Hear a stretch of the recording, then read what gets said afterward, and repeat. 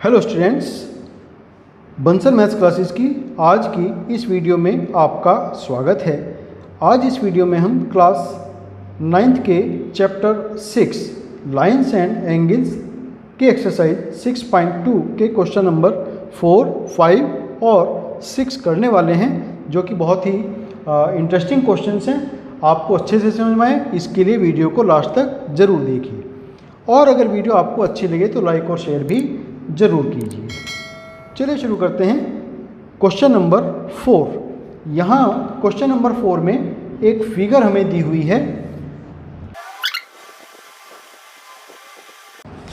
ये हमें फिगर दी हुई है, पी क्यू है, ये पॉइंट आर है, ये एस और ये यहाँ पर टी। इसमें हमें दिया है कि जो पी क्यू है लाइन, ये एस टी के पैरेलल है। ये वाला angle P Q R 110 degree है। Angle R S T 130 degree है। तो हमें एंगल बताना है क्यू आर एस, ये हमें यहाँ पर फाइंड करना है। तो जो पहले हमें गिवन है उसको अपने पास लिख लेते हैं। Given line P Q parallel line S T, number 1 चीज़ जो कि हमें दी हुई है। फिर angle P Q are equal 110 degree और एंगल आर एस टी ये है 130 डिग्री। टू फाइंड, क्या हमें फाइंड करना है यहाँ पर? एंगल क्यू आर एस, ये वाला एंगल हमें यहाँ फाइंड करना है।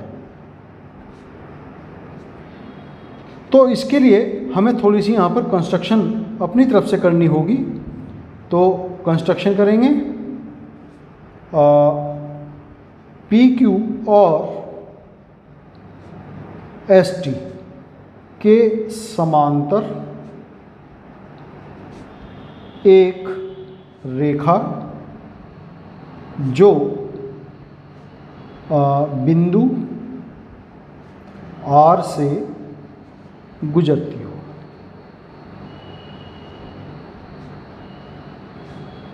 खींचते हैं। तो क्या कंस्ट्रक्शन हमने इसमें की? a line parallel to point a line parallel to PQ and ST passing through the point R, ये हमने जो है यहाँ पर लाइन ड्रॉ की।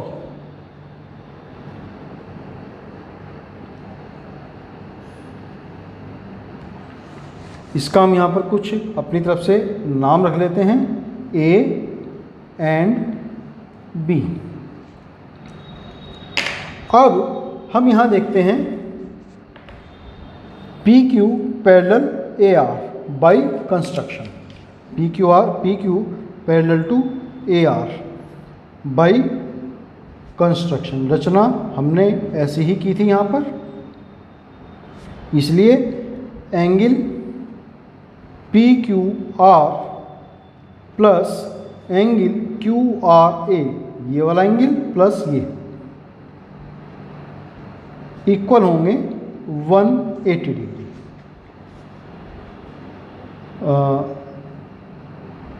तिर्यक रेखा के एक ही ओर के अंतः कोण,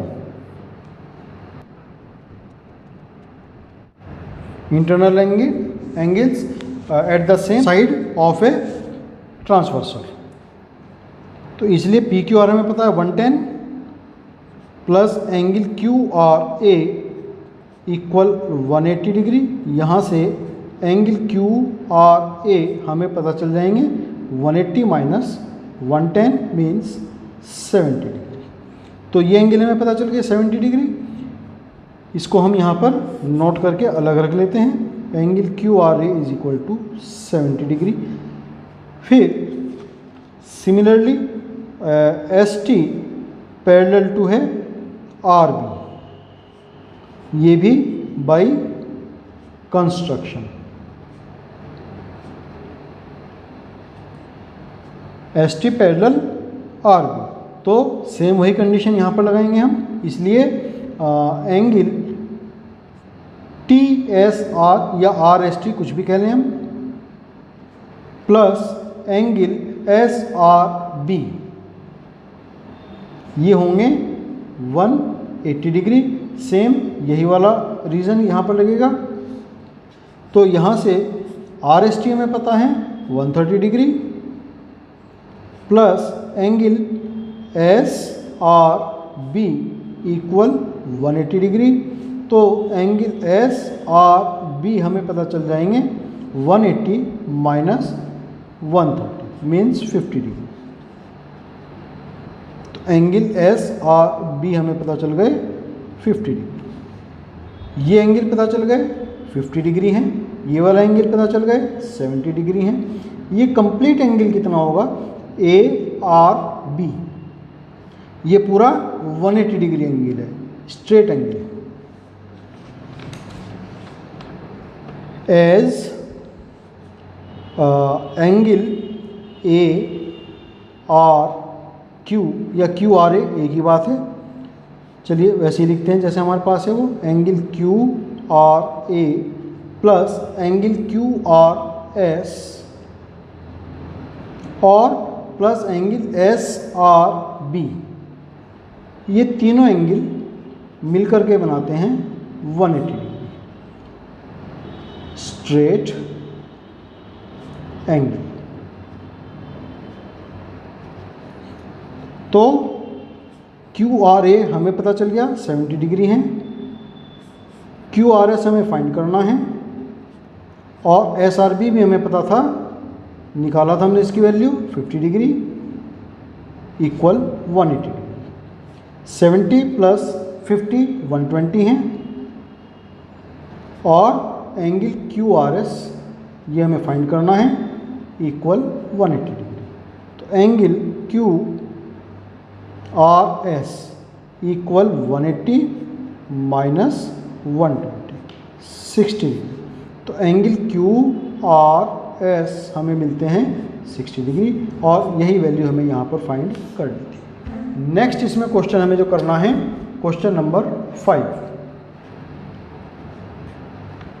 क्वेश्चन नंबर 5 है, यहाँ पर भी एक हमें फिगर दी है, वो फिगर पहले ड्रॉ करते हैं। दो पैरेलल लाइन्स हैं,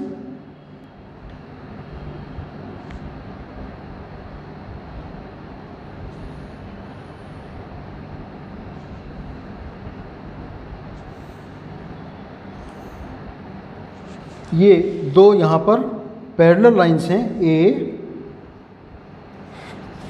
बी और ये सी डी। इन दोनों के बीच में दो ट्रांसवर्सल्स हैं, एक है पॉइंट P से और Q तक,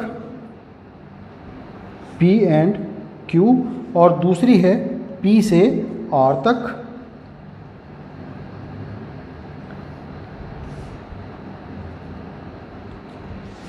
ये दो ट्रांसवर्सल होने के कारण इसमें कुछ एंगल्स बनते हैं, जैसे ये वाला angle, angle A P Q 50 degree है, ये हमें फाइंड करना है y। ये एंगल पी आर डी 127 है, और एक ये एंगल हमें यहाँ पर फाइंड करना है x। तो जो गिवन है पहले हम उसको नोट कर लेते हैं, ए बी पैरेलल टू है सी डी, और क्या दिया है, एंगल ए पी क्यू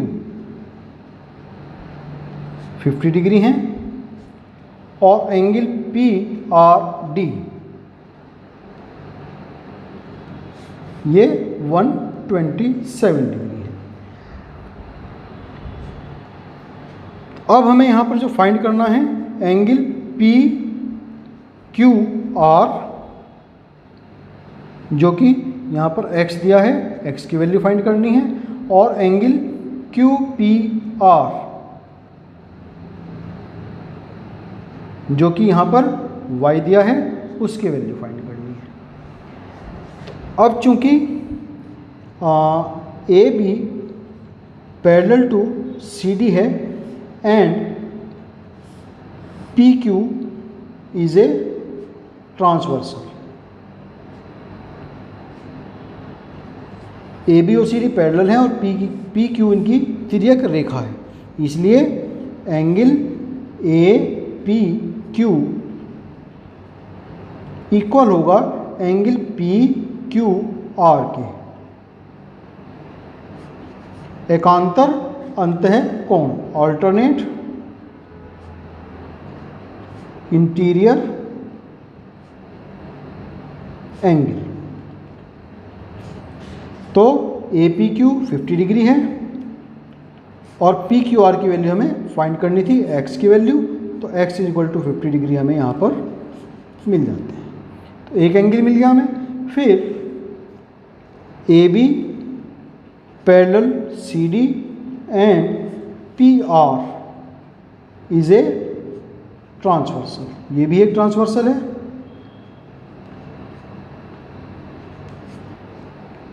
इसलिए angle A P are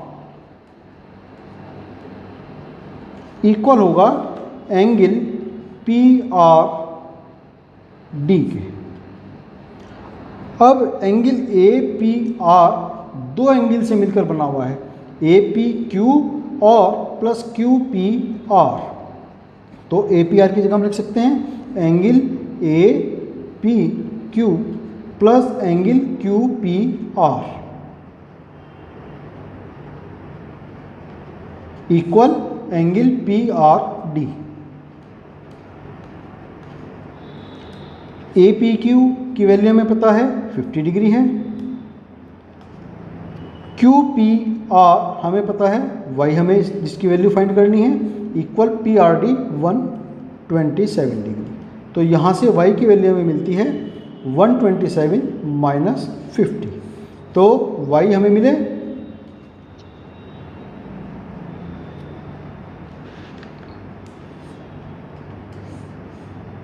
77 degree. तो x की वैल्यू हमें पता चल गई 50 डिग्री और y की वैल्यू हमें पता चल गई 77 डिग्री। तो ये क्वेश्चन नंबर 5 का यहाँ हमें आंसर मिल जाता है। नेक्स्ट है क्वेश्चन नंबर 6। क्वेश्चन नंबर 6 में भी एक फिगर हमें यहाँ पर दी हुई है। आकृति 6.33 में पी क्यू और आर एस दो दर्पण हैं जो एक दूसरे के समांतर रखे गए हैं। एक आपतन किरण इंसिडेंट रे ए बी दर्पण पी क्यू से पॉइंट बी पर टकराती है और वहाँ से परावर्तित किरण रिफ्लेक्टेड रे पथ बी सी पर चलकर दर्पण आर से बिंदु सी पर टकरा जाती है, पुनः सी डी के अनुदिश परावर्तित हो जाती है। और तो सिद्ध कीजिए कि ए बी और जो सी डी है, ए बी क्या थी हमारी इंसिडेंट रे थी और सी डी क्या है रिफ्लेक्टेड रे है। तो ए बी और सी डी पैरेलल है, यहाँ पर हमें ये प्रूव करना है। In the given figure P Q and R S are two mirrors placed parallel to each other. An incident ray AB strikes the mirror PQ at B and reflected ray moves along the path BC and strikes the mirror RS at point C and again reflects back along CD. Then prove that AB is parallel to CD. तो पहले हम इसकी सबसे यहाँ पर figure बना लेते हैं। क्या फिगर इसकी हमें जो दी हुई है,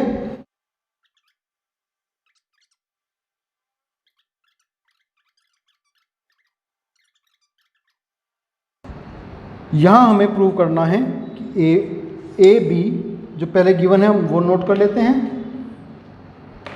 P Q parallel R S, और जो प्रूव करना है to prove A B parallel है सी डी के, ये हमें यहाँ प्रूव करना है। तो इसके लिए हमें सबसे पहले थोड़ी सी कंस्ट्रक्शन करनी होगी। कंस्ट्रक्शन क्या करनी होगी हमें, यहाँ पर जो है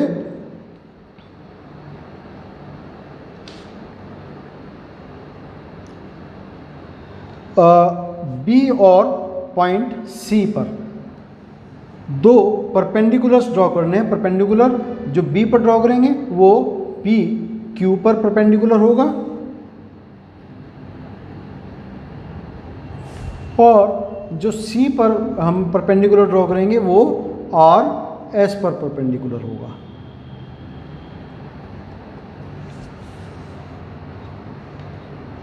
ये है परपेंडिकुलर बी एम और ये है perpendicular C N.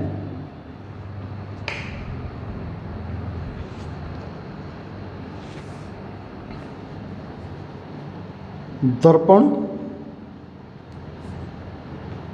P Q पर बिंदु बी पर लंब बी एम और दर्पण आर एस के बिंदु सी पर लंब सी एन खींचा। ये हमने इसमें अपनी तरफ से कुछ कंस्ट्रक्शन की है। चूँकि पी क्यू और आर एस समांतर हैं और ये इनके परपेंडिकुलर्स हैं, इसलिए बी एम पैरेलल होगा सी एन के। अब जब बी एम और सी एन पैरेलल हो गए और बी सी क्या है, इनके लिए एक ट्रांसवर्सल है,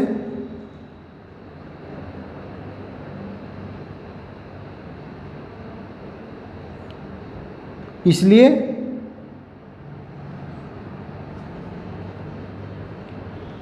angle M B C equal होगा एंगल बी सी एन के। ये वाला एंगल इसके इक्वल हो जाएगा बी सी एन के। क्यों? एकांतर अंतः कोण। अल्टरनेट इंटीरियर एंगल्स होने के कारण ये दोनों एंगल्स इक्वल होंगे।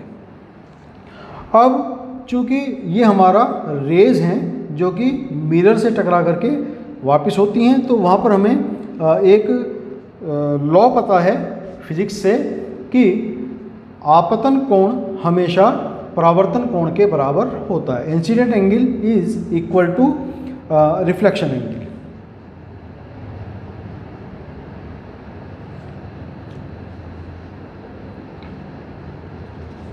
चूंकि परावर्तन के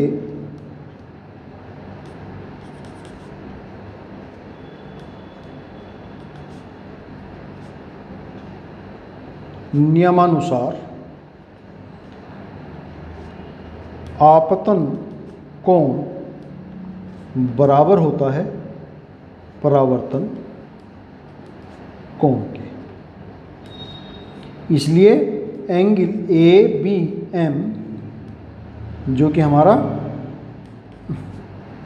ए बी एम जो कि हमारा क्या है, आपतन कोण है, इंसिडेंट एंगल है, इक्वल होगा angle B M B C के। ये इक्वेशन 1 थी, ये इक्वेशन नंबर 2 है। और सेम लॉ के कारण एंगल बी सी एन जो कि इंसिडेंट एंगल है पॉइंट सी के लिए, इक्वल होगा एंगल एन सी डी के जो कि हमारा रिफ्लेक्शन एंगल है, परावर्तन कोण है। ये हो गई हमारी इक्वेशन नंबर 3। अब इक्वेशन नंबर 1, 2 और 3 की एक साथ अगर हम लें तो एम बी सी इक्वल है बी सी एन के और एम बी सी किसके इक्वल है, ए बी एन के। तो angle A B M equal हो गया एंगल एम बी सी, और angle M B C equation 1 से किसके इक्वल है, एंगल बी सी एन के, बी सी एन। और BCN किसके इक्वल हो गया, फ्रॉम 3 एंगल NCD से। तो मीन्स ये वाला एंगल हमारा इस वाले एंगल के इक्वल हो जाता है। This implies that angle ABM equal हो गया एंगल NCD के। अब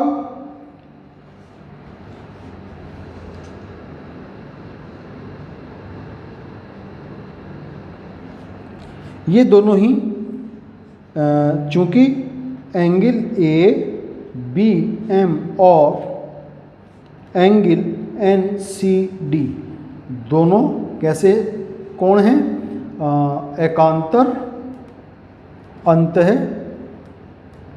कोण, ऑल्टरनेट इंटीरियर एंगल्स है दोनों के दोनों ही, इसलिए और किस किस के बीच में है ये, लाइन AB और CD और इनकी तिर्यक रेखा है BC।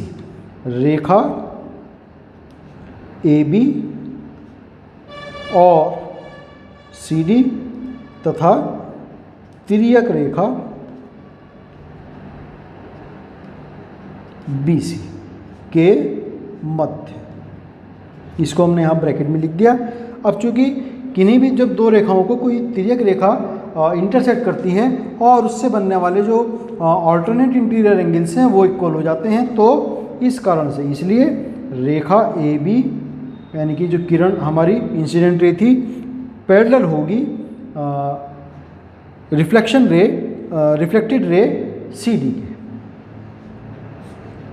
और यही हमें यहाँ पर प्रूफ करना था, प्रूव्ड। तो क्वेश्चन नंबर 6 हमारा यहाँ कंप्लीट होता है। इसी के साथ में एक्सरसाइज 6.2 भी हमारी यहाँ कंप्लीट होती है। आज के लिए हम इस वीडियो में इतना ही रखेंगे। नेक्स्ट वीडियो में हम ट्रायंगल्स का एंगल सम प्रॉपर्टी जो है उसके बारे में चर्चा करेंगे, एक्सटीरियर एंगल्स के बारे में चर्चा करेंगे, और एक्सरसाइज 6.3 के कुछ क्वेश्चंस वहाँ पर करने वाले हैं। तो नेक्स्ट वीडियो भी हमारा बड़ा ही इम्पोर्टेंट होने वाला है, तो उसको देखना ना भूलें। तब तक के लिए आपको शुभकामनाएं और आपका बहुत धन्यवाद।